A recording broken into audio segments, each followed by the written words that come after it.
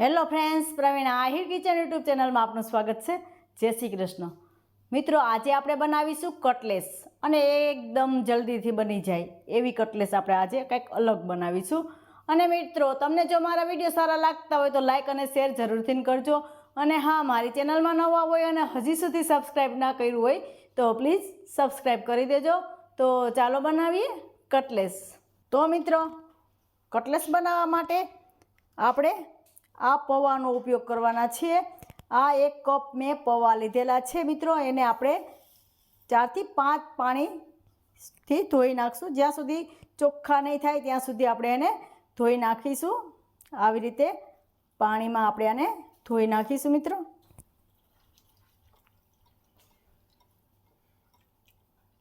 મિત્રો, આવી રીતે મેં પૌવાને ધોઈ લીધેલા છે આવી રીતે। અને આ પૌવા આપણે બટેટા પૌવા બનાવીએ છીએ એ જ પૌવા મેં લીધેલા છે। આની જગ્યાએ તમે મોટા પૌવા અથવા જે નાયલોન પૌવા આવે એ પણ લઈ શકો છો। સાદા પૌવા પણ તમે લઈ શકો છો। આવી રીતે એકદમ સરસ નીતરી જવા જોઈએ। પાણી આમાંથી નીકળી જવું જોઈએ। પાણી જરા પણ ના રહેવું જોઈએ। અને આપણે 7 થી 8 મિનિટ માટે રાખી દેશું।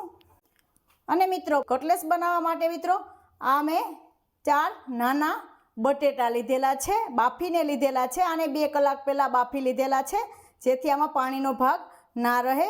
એને આપણે આવી ખમણી હોય એનાથી છીણી નાખવાનું છે। આવી રીતે આપણે આને છીણી નાખીશું જેથી નાનો ટુકડો પણ ના રહે અને સરસ થઈ જાય। અને આને તમે મેચ પણ કરી શકો છો। મિત્રો, આવી રીતે મેં બટેટાને છીણી લીધેલું છે। હવે આપણે આ મોટું બાઉલ લેશું। એમાં હવે આપણે બટેટાને છીણેલાને જવા દેશું।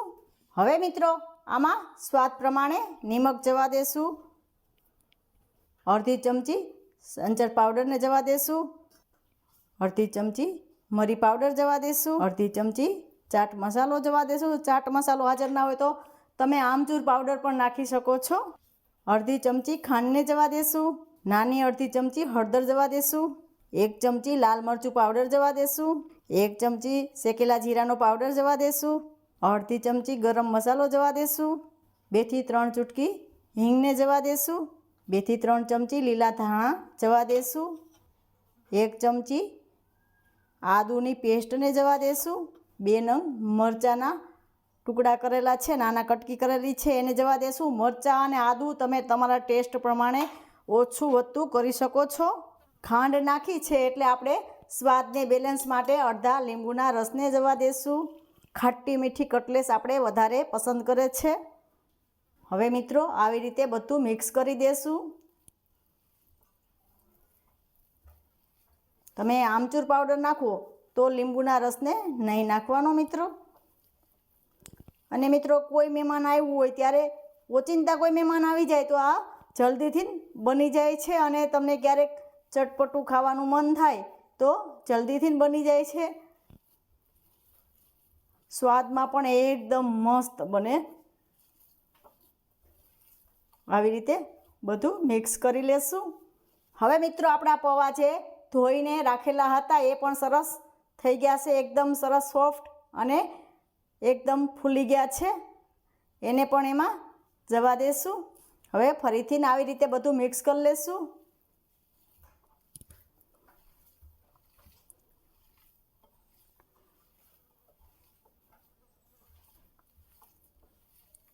તમે ટેસ્ટ કરી લેવાનો। ટેસ્ટ કરી અને પછી તમે નમક નાખી શકો છો। નમક ઓછું હોય તો તમારે નાખી દેવાનું, નહીંતર આપણે આમાં ચાટ મસાલો અને સંચર પાવડરમાં નમકનો ભાગ હોય છે। ટેસ્ટ કરીને પછી નાખી શકો। હવે સરસ આપણી ટીકી વરે એવું થઈ ગયું છે બેટર। હવે આપણા હાથને થોડા તેલવાળો કરી લેશું। આવી રીતે તેલવાળો આપણે હાથ કરી લેવાનો છે અને પછી આપણે આને ટીકી વારવાની છે। આપણે 2 ચમચી જેટલું હાથમાં લઈ લેવાનું છે। આવી રીતે ટીકી વારવાની છે મિત્રો। અને આ તમારે બેટર થોડું ઢીલું હોય તો આમાં તમે ચણાનો લોટ નાખી શકો છો અથવા તો તમે પૌવાને પણ નાખી શકો છો।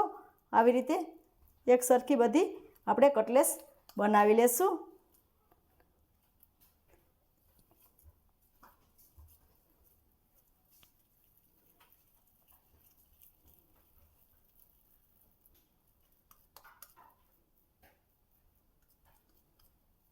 2 ચમચી જેટલું આપણે હાથમાં આ માવો લઈ લેવાનો છે અને આવી રીતે સરસ કટલેસ બધી બનાવી લેશું.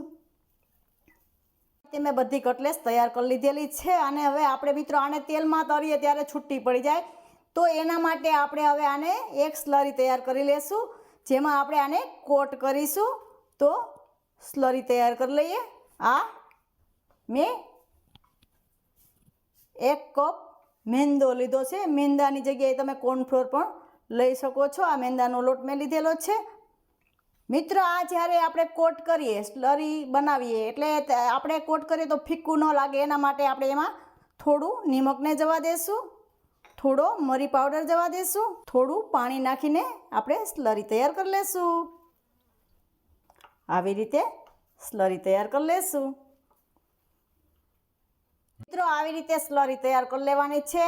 વધારે પતલી પણ નથી કરવાની, વધારે થીક પણ નથી રાખવાની. આવી રીતે આપણી ચમચીમાં આવી રીતે કોટ થઈ જાય એવી આપણે સ્લરી તૈયાર કરવાની છે. આ કન્ડિશનમાં આપણે તૈયાર કરવાની છે. હવે આપણે એને સાઈડ ઉપર રાખી દેશું. અને મિત્રો આ મેં મેંદાની ઝીણી સેવ આવે એ છે, આપણે માર્કેટમાં આસાનીથી મળી જાય છે. આને આપણે સ્લરી કરી અને પછી આપણે આમાં કોટ કરવાના છીએ. આવી રીતે લાંબી સેવ હોય એને આપણે આવી રીતે થોડી હાથેથી પ્રેસ કરી અને કરી લેવાનું છે. આવી રીતે મિત્રો આનાથી આ સેવથી આપણે કોટ કરશું એટલે આપણી કટલેસ એકદમ મસ્ત ક્રિસ્પી બની જાય છે. આવી રીતે હાથેથી પ્રેસ કરી દેવાનું છે, સરસ ભાંગી નાખવાની ને આમાં આપણે કોટ કરીશું. આવી રીતે કરી લેશું.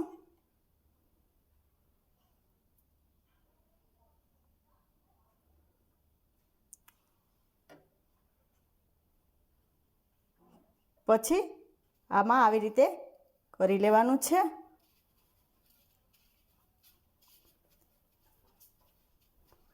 આવી જ રીતે મેં સેવ રોલ પણ બનાવેલા છે, એ પણ આપણી ચેનલમાં તમને મળી જશે. એ પણ બહુ ટેસ્ટફુલ, બહુ સ્વાદિષ્ટ બને છે.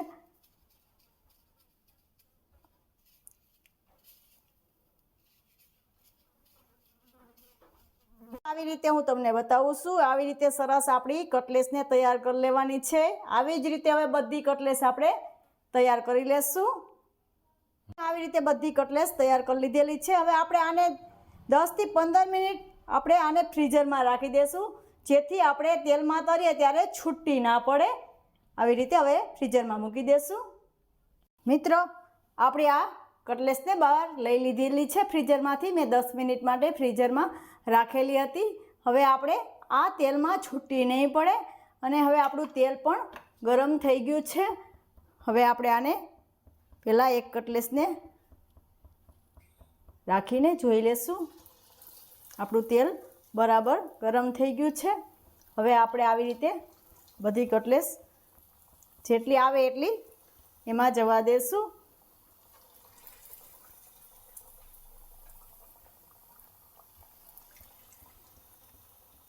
હવે એને પલટાવીશું નહીં, એકાદ મિનિટ માટે રહેવા દેશું.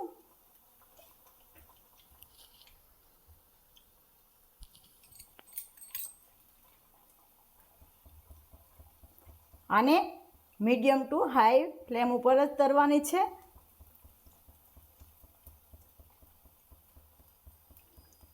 આપણે આવી રીતે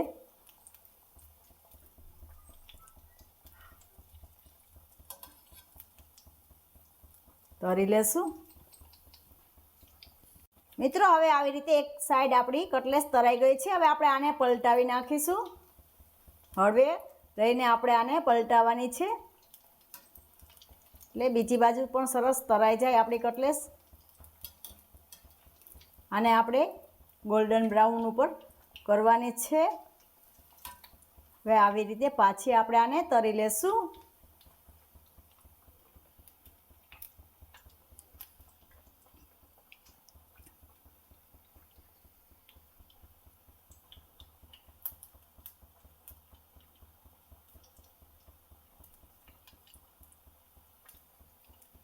મિત્રો આવી રીતે સરસ બંને બાજુ આપણી કટલેસ તળાઈ ગઈ છે.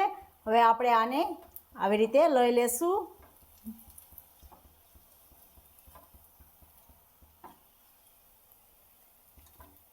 આવી રીતે ઝારાને આવી રીતે કરી દેવાનું એટલે બધું તેલ પણ નીકળી જશે. ને આપણે એક પ્લેટમાં આને લઈ લેશું આવી રીતે.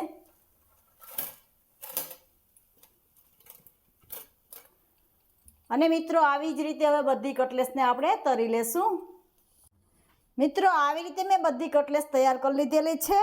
હવે એને આપણે આ પ્લેટ ઉપર લઈ લેશું આવી રીતે. અને આને આપણે ગ્રીન ચટણીથી આવી રીતે ગ્રીન ચટણી છે, આ ગ્રીન ચટણી સાથે અથવા તો ટોમેટો કેચઅપ સાથે તમે ખાઈ શકો છો. એને આપણે આવી રીતે ગાર્નિશ કરી લેશું.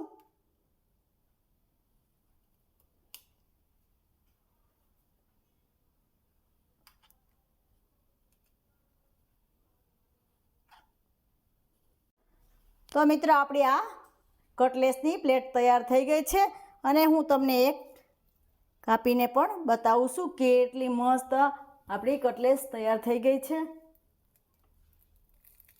ઉપરથી ક્રિસ્પી અને અંદરથી એકદમ સરસ સોફ્ટ મસ્ત કટલેસ તૈયાર થઈ ગઈ છે. ખાવામાં પણ એકદમ ટેસ્ટફુલ. તો મિત્રો આ કટલેસની રેસીપી તમને કેવી લાગી એ મને કોમેન્ટ બોક્સમાં જરૂરથી જણાવજો. અને આવી જ નવી નવી રેસીપીઓ જોવા માટે મારી ચેનલને સબસ્ક્રાઈબ કરવાનું બિલકુલ ના ભૂલતા. ફરી મળીશું એક નવી રેસીપી સાથે. ત્યાં સુધી જય શ્રી કૃષ્ણ.